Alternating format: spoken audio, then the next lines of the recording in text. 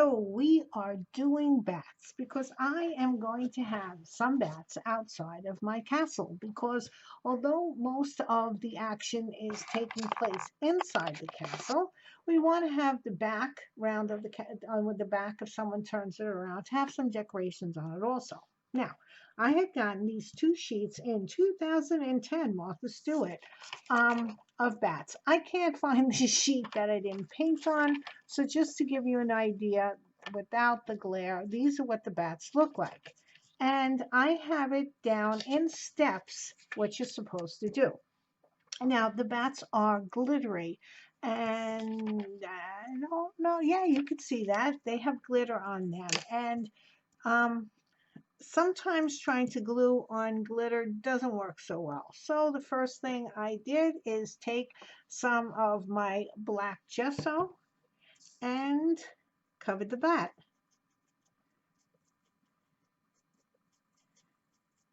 It just makes it, and that's why you can't see any of them because I covered them all. I'm doing this in all steps for you. Okay, so we gessoed the first bat. These were all gessoed, just so you know. Second step. Second step is to take my latex. Second step is to really clean your brush. Okay. Oops. Are we straight? Okay. I hope you can see this. All right, second step is to take my Mold Builder liquid latex rubber. I use this a lot on paper. Okay, when you're making very thin items in polymer clay, like I love making leaves and stuff like that, polymer clay, unless it's really supported, but then it gets really thick if you're trying to support it properly. And maybe I'm just doing it wrong, but I've been working with polymer clay for a really long time. And it always cracks. And especially when you're doing leaves and you want them to bend, it cracks. And I know there's a new clay out on the market called Cosplay Clay or Cosplay, and it's not really out on the market yet. I shouldn't say it was out on the market. It was sort of a GoFundMe, and I guess they're making more of it so the rest of us can go and buy it. I didn't notice it until I saw Ace of Clay talking about it. Then I did some research, and it really isn't out on the market yet. That's unfortunate. Okay, whatever. So this, getting back to why I use liquid latex, this makes paper, if you coat it, flexible so the paper does not tear. Very exciting that at least I can use some kind of a product to make these little bats in case I want them to. Oh, by the way, this, I was cleaning out my craft drawers and I was throwing out a container of red dye and told you my hands are never clean. Got all over me, got on the floor, got a little on the walls, whatever. Okay, this liquid latex makes paper bendable without tearing. So I said here, first you paint it, that was this one. Then you latex it. Now this one's been painting and I'm latexing it. Now I'm going to do most of these steps on both sides. The only step I'm not going to do is the flocking on the back. I might add a little bit if I think that you could see the bat's body, but we'll see. We'll see on the ones that I determine will be away from the castle if I'm doing any like that. If I'm gluing them straight on the castle, I won't have to do their body, but their wings will definitely have two coats, front and back of the liquid latex. Now I've done that to both of these, and this is what it looks like with one coat. And now I'm going to give this little guy, this is the first coat. I already gave him a coat, and I'm giving him his second coat. And I'm putting the latex because it can have a little texture to it in the way the wings go. And hopefully you can see this. Okay, so let's just clear that up. Step 1, gesso. Step 2, 2 coats of liquid latex. Step 3, add a little paper mache to the center of the body. Oh, I think I was supposed to add the paper mache to the center of the body over here. Maybe it had 2 coats. Uh-oh. Okay. Well, you take a little paper mache. If you watched me make the castle wall, you know what kind of paper mache. Put a little dab of glue and a little piece and smash it on there. Sorry, that was supposed to be the paper mache one. I can't even follow my own steps. Oh boy. Here we go. Rinse this off. Next, don't smack your camera, is you flock them. Now, flock, this is from Martha Stewart. This is black and this is brown. It's, I don't even know what to say except it's like little fibers. I've sometimes used it in needle felting. I made a squirrel and their paws, because I used his paws, I used wire on his paws, and I put this combinations of the gray, some white I have, and the brown to make his paws look realistic. So I do use flock for needle felting and my animals for around their paws and their feeties. Okay, so I looked online and bats have like a brownish black color to their bodies. So I mixed a little flock here. And what I'm going to do, where's my glue, is put a little dab of glue. Let's get this so you can see what I'm doing. Take a little dab of glue and just put it on top of the paper mache. And you know what? Since I don't have a tiny paintbrush, I'm just going to move the glue over to a little bit more on his head. Just shape the glue where you want it to go. And then take some flock and sprinkle it on and pat very gently. And you got a little bit, now I don't know if you can see that, a little bit of a hairy back going on there. Okay, I'm going to do this. That guy doesn't have his little flocking stuff. He doesn't have his little paper mache. Reason why I'm putting the paper mache is to just give it a little bit of depth. Add a little bit of glue there. Get a little bit of flock here. Put it on. Pat it around. You can put more than one coat of flock on if you want. And there you go. You have a little bit of a hairy bat.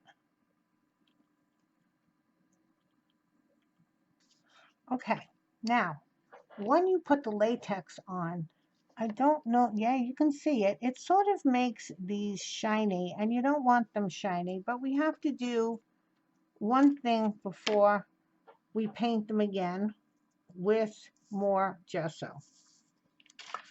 Let me try to make sure I got all of this off.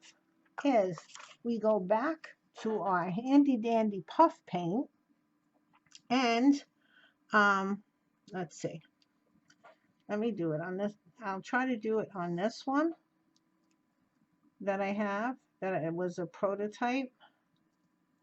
So you can see, because I know it's really hard to see on all of that paper right there because of the black paint. Okay, so I have a bat right here I was working on. I got to fix his little tummy. Okay, take your puff paint, and hopefully it'll come out soon, through my little tiny nozzle again. Okay, boys and girls, let's get going. Here we go. And then what I'm going to do, let's come down. Is that clearer, hopefully? okay, is I am going to outline the wing. All right, this is a little, I'm going to outline the wing.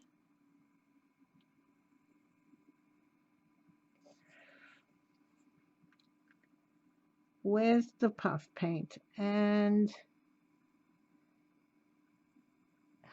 I'm going to put in these things too, whatever you call them.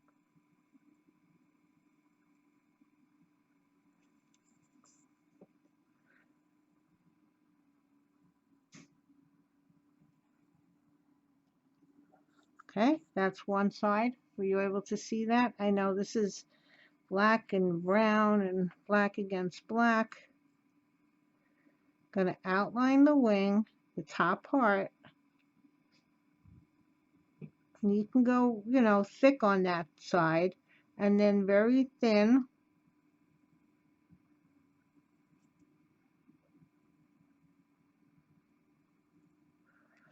Put little of those wingy things, the fingers. I don't know what it's called. I really should have looked that up before I started, but everybody knows what a bat has. Okay, then I'm going to put little puffies on his ears. Little puffies on his ears, and then 2 little dots for his eyeballs. Isn't he cute? I don't know if you can see him. Oh, I know it's really hard to see them. And I'm probably going to smush him. Oh boy. Trying to get him up to show you. Hold on. Can you see his little eyeballs? I hope so. If not, you'll see it in pictures that I take on my Oaknwich Lane page. They're so absolutely adorable. And now there's a little spot right here. I didn't put paper mache on this one again. This was my practice one. There's a little spot down there that needs some flocking.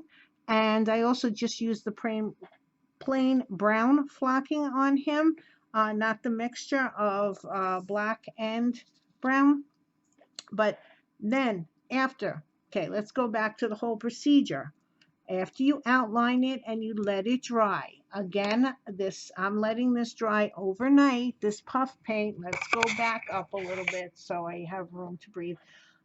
Letting this dry overnight, and then I'm going to flip them, and I'm going to do the same thing. Now, as you know, the other side is the sticky side, but once you put down some of your gesso, that's going to take the sticky side away.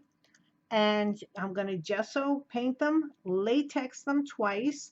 Now, I might not paper mache them because I don't know. If I'm showing the back, I might put a little bit. And then I may outline them, and then I'll paint them again. Okay, so here's your steps in case you want to see your steps to making cute little batsies for my witch's tower. Okay, I don't know what's next yet, but I'm sure there's going to be something else in this group of videos. I'll see you in the next one then. Getting down to the finish line, folks. So I think this is the last video that I will be doing, I hope anyway, before I do the opening. So I just wanted to show you, finish up the bats because I want to talk about them, and show you how I put the moss on this castle. Now, what I use for this is Tim Holtz Distress Embossing Powder. It's called Peeled Paint. And I just put some PVA glue, just dripped it here and there. I was going to put ivy on the back of this, but there comes a point in time where it just becomes too much is too much. I'm not even sure I'm going to put the bats that I made on here. But I know I wanted just a little bit of ivy, just to, I mean, not ivy, moss, just to make it look like the stones have a little bit of color differentiation besides the paint job that I did. So I use this, It's just a powder,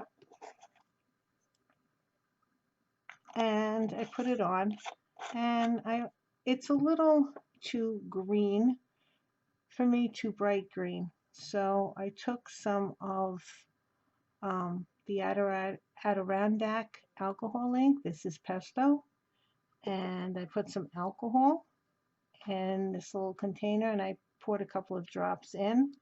And I'm just going to go over all the spots that I put my moss down, just to make it a little bit darker, tone it down a little bit.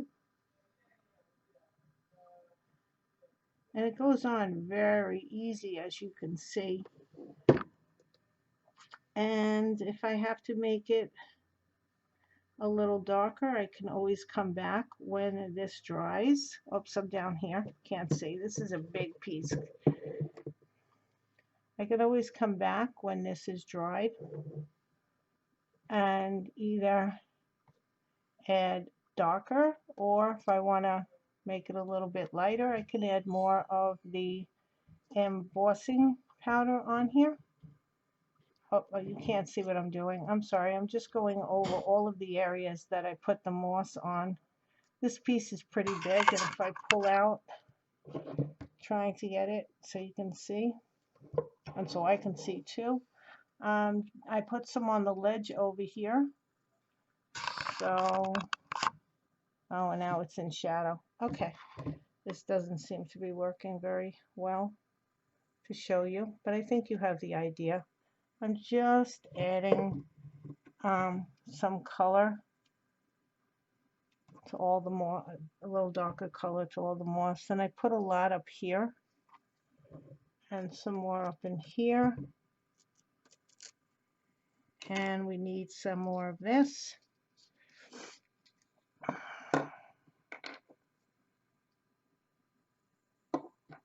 I use these alcohol inks for a lot of things. If they had the right color purple that I wanted, I would have used this to dye everything, but I didn't like the purples that I had, and I did like the purples that I had in the India ink, so I used that instead. But I use these alcohol inks on a lot of, can you see? Yeah. On a lot of, for a lot of different things. They also stain or dye or color, not sure which one is the proper term, polymer clay.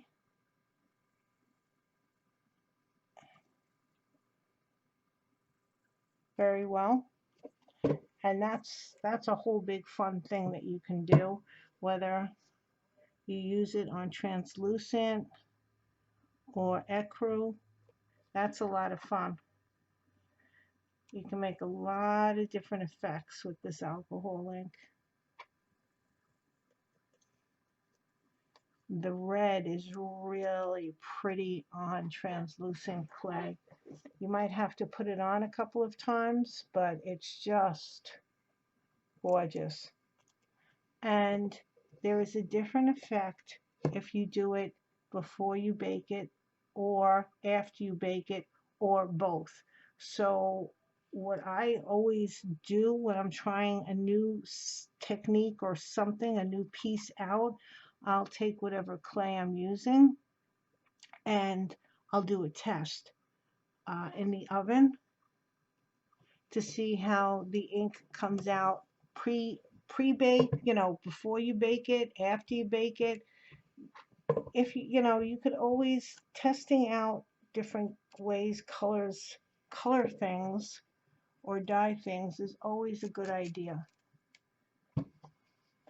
So this is pretty much the end of this. Like I said, I could have put ivy all up and down this, but this is on the back part, and I just wanted to give it just a little bit more interest. I think by just putting the moss, I'm going to forgo the ivy because it's a lot of work, and like I said, I'm not even sure I'm going to put my bats on. So I'm going to put this on the side. Now, It's really good. I'm not going to do this right now, but I'm going to try to leave it in the liquid. When you use your brushes with the alcohol ink um, and alcohol, you should definitely clean them in alcohol first and then soap and water to really get all the ink out, because it can make them a little stiff, and you don't want it to, to be stiff. I can also just add some of this color here and there. It's not going to make a big, like, your eye might not see it and say, oh, she put green there, but it's amazing how it can bring the whole piece together by not just putting it over here. It tones bring things, and your eye doesn't even notice it, but it feels more like it's one piece. I don't know how else to describe it, but whenever you use a color, try to intermingle it throughout the whole thing so it looks like there's a flow of colors. Like this color right here is, and I don't think you can even see it. Yes, you can. It's sort of like a rusty orangey color, and that's here on the top a little bit, but it's also on the inside over here in the painting. There's that rusty color. So you try to just not put one color in one spot unless that's what you're aiming to look for. Try to, whatever colors you use, try to use it in the whole piece. Okay, so one of the things I wanted to tell you about my little Batsies, and there you can see the lines I made.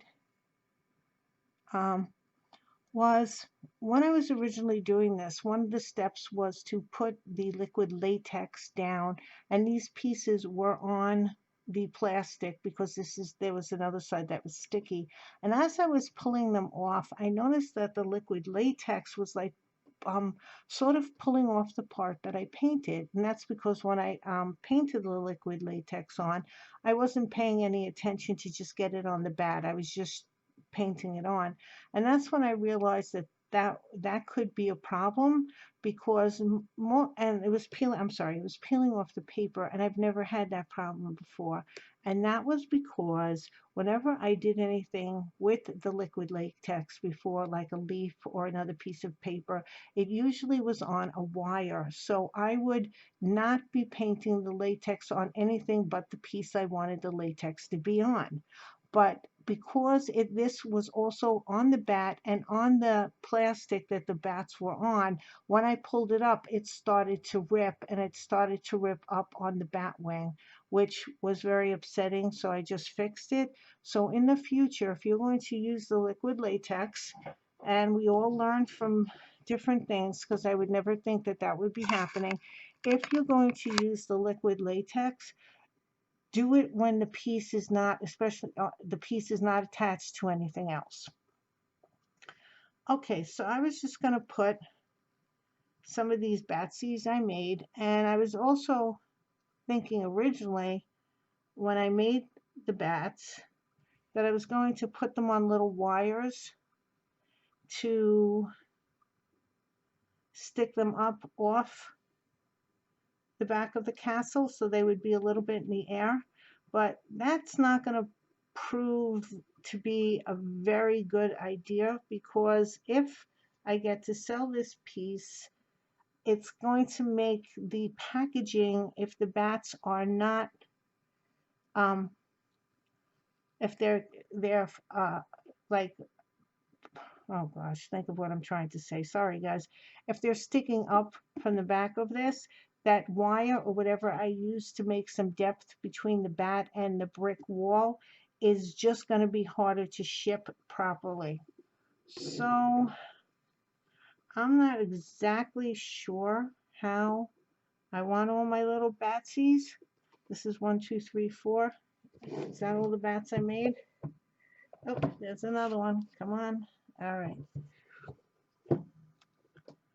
Oops, they keep falling off. I want them more towards where there would be a light source. This is why I'm sort of putting them only by the window, because the light source is where the bugs would be, and that's where the bugs are, is where the bats are.